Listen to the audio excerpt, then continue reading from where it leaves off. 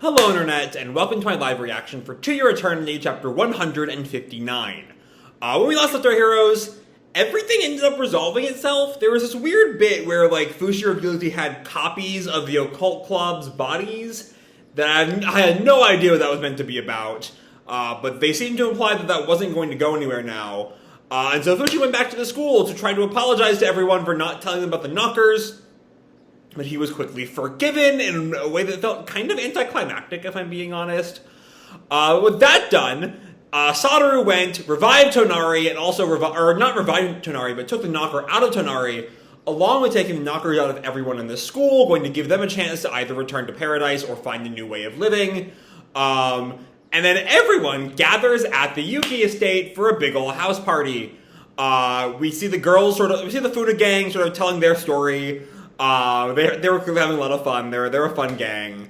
And then we see Hana being a little solemn over the lack of Mizuha.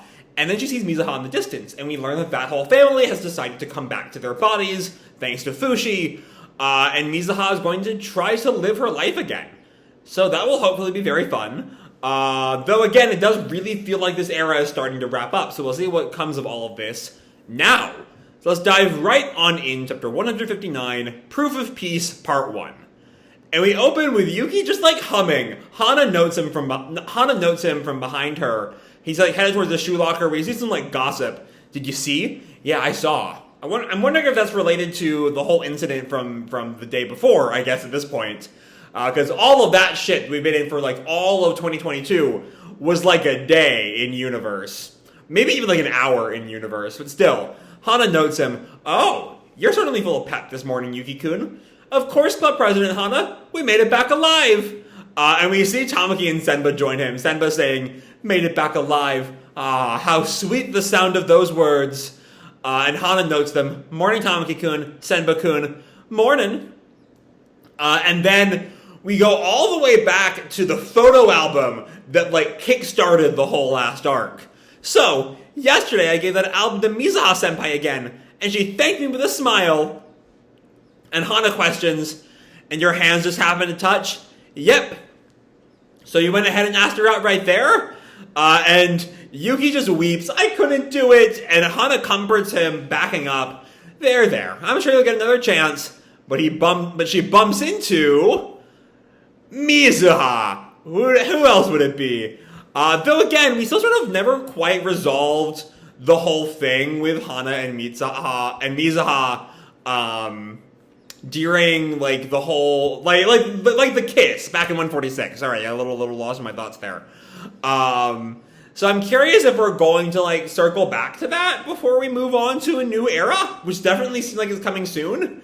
But Hana so Mizuha has her line, a chance for what? And Hana's, and she turns back to Yuki. Yuki's like, I'm not doing this right now. A chance for me to give you this late birthday present. And she holds out what looks like a hairpin, I think.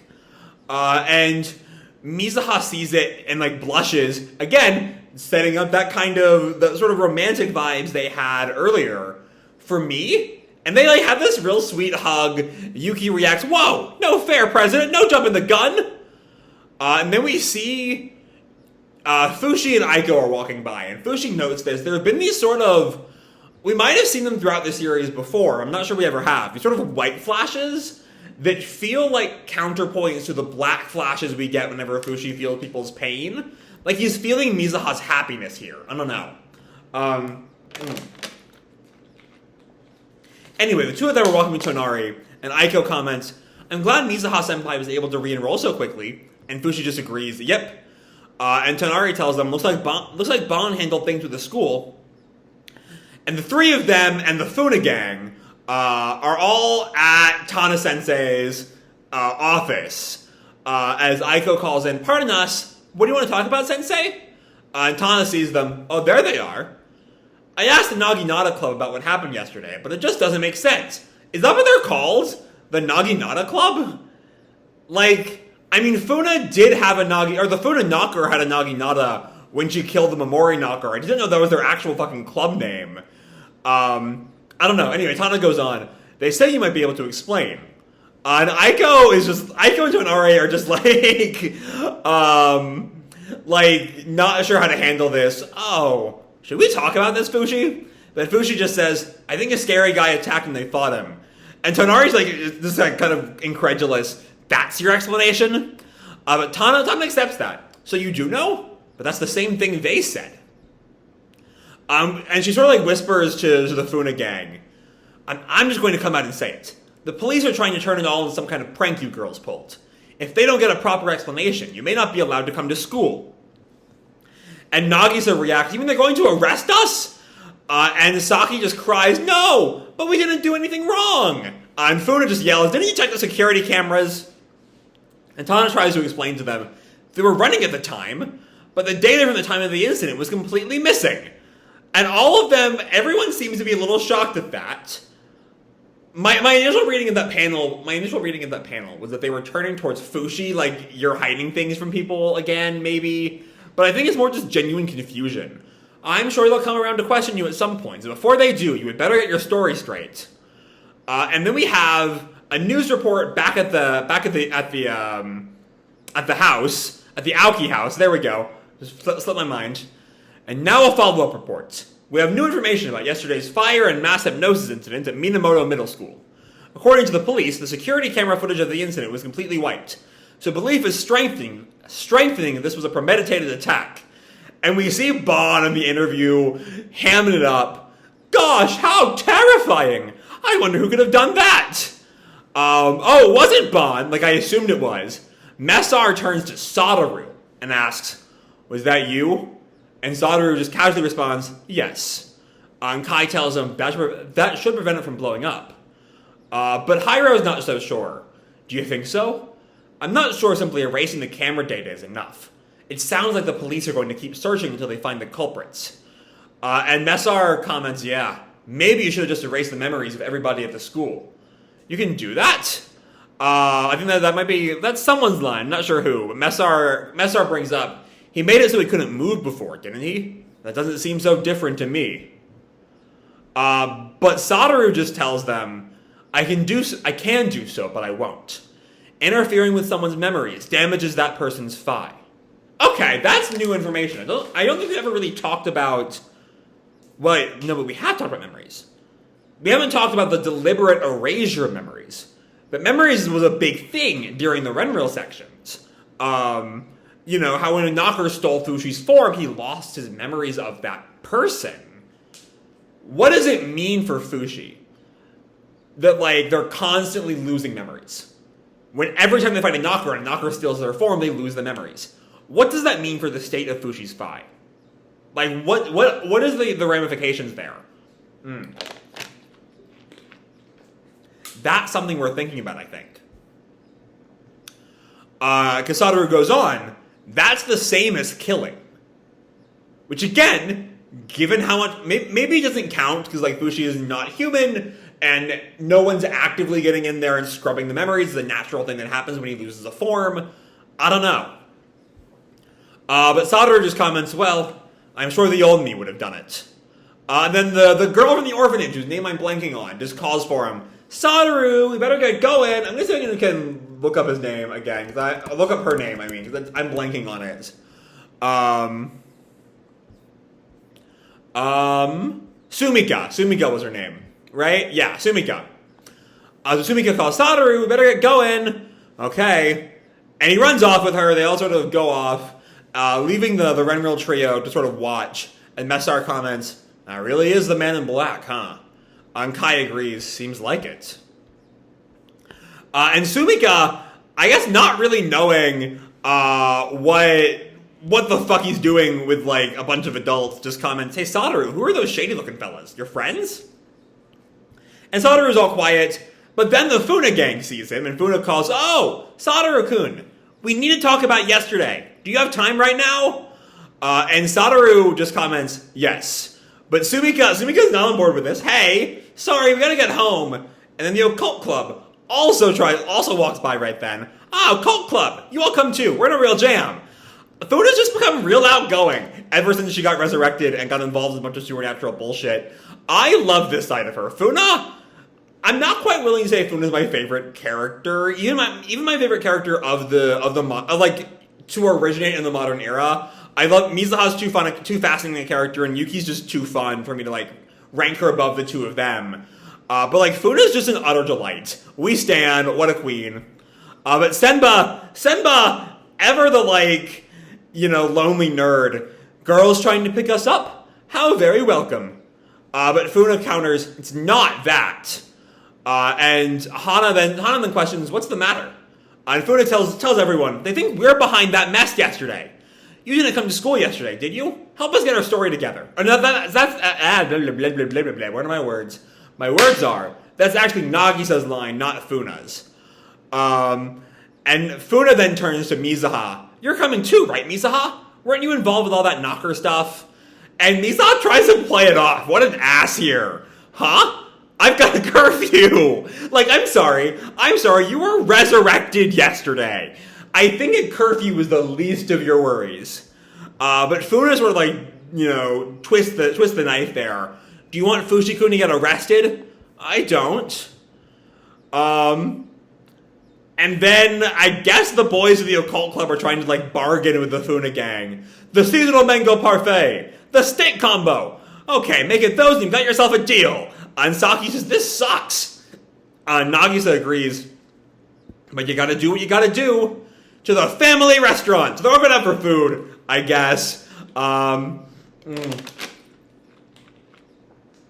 As Mizuha comments, I'd prefer pizza. And I think this is Aiko's line. So would I. And Sumiko watches all this and turns to Satoru. They're your friends too? But Satoru just consoles her. I won't be long. And they make it to the restaurant. And Kasabe just like slams a book down. I call it Operation Stay Out of the Slammer. And Aiko just laughs. How literal. Begin the strategy meeting. And then Fushi in his white-haired body and Bon then arrive. Oh, already started, I see? And Funa just teases, you're late, Fushi-kun. And Hana notes, oh, Bon-san. And Tamaki's just, we started eating without you. And they're all just sort of having, it's an important meeting if they talk about how to not get arrested. But they're also just like having a good time. And they all eat together and night falls. And that's just sort of where we leave off. Sometimes with these multi-part chapters, you get a part that feels like a good ending, and sometimes you get chapters like this that feel like the chapter just sort of stops. Like Oima only wrote 9 pages this week, and so we stop on page 9. And that's what this one feels like. But anyway, let's talk about the title, Proof of Peace, because that's what this last page really felt like to me. All these characters who have all kind of been separate over the course of the modern era are now all together. They've had this, not quite shared experience, but they've all gone through this really harrowing hour or two. And, sure, they have a reason to all be together right now. The whole, if they don't get their stories right, they could go to jail. But, they're also just having fun. They're getting along in a way they never really did before. The Funa gang were Mizuha's bullies at the beginning of the modern era, right? Am I remembering that detail right? I think that is how they were introduced. And now, they've come to this point where they're all friends. It's very Oima. It's very a silent voice. I'll acknowledge that. It is distinctly a silent voice.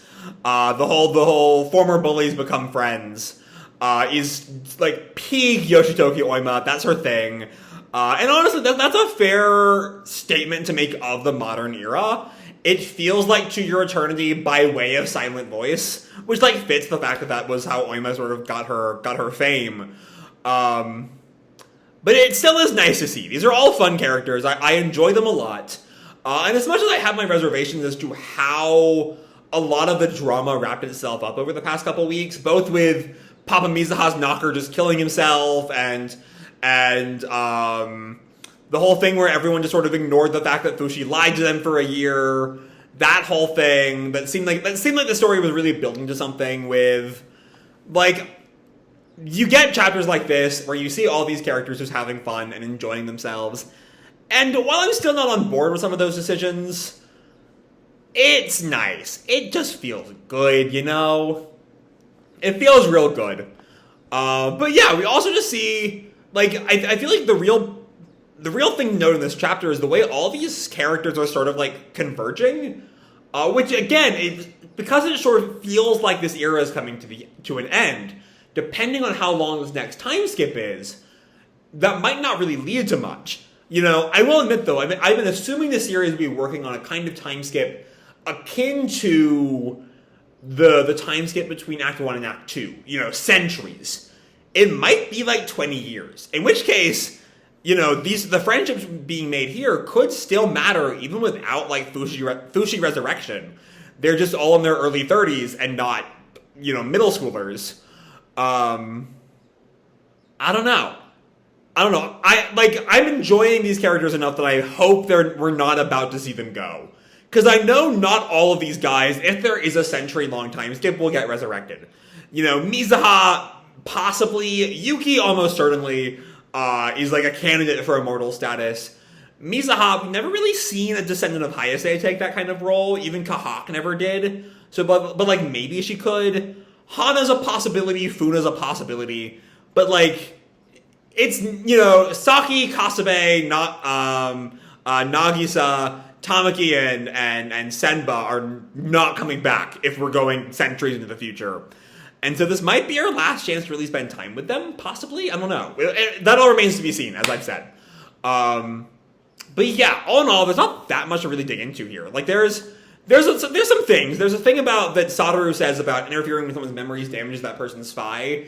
And the way that's presented is such like a slowing down the narrative kind of line. Like, look at page 5 and like page 7. They're like overflowing with words. And then you get to that top half of 6 and it slows the fuck down before speeding up again. That feels like an important line. And the only person whose memories are interfered with to that level is Fushi. So that's an interesting thing to keep in mind. I think we should keep that in the back of our minds. It'll come back up again later at some point, I guess. But beyond that, it's just, these characters are hanging out. It's sort of like my stance on the last couple of Wano chapters that have really just been everyone partying over Kaido falling. While I'm not quite as satisfied with the resolution of this arc as I am with Kaido's defeat, it still feels good to watch these characters get a win and hang out and have a good time. And I'm sure there's going to be something on the horizon, either in the future or in the near future, distant future, or very distant future.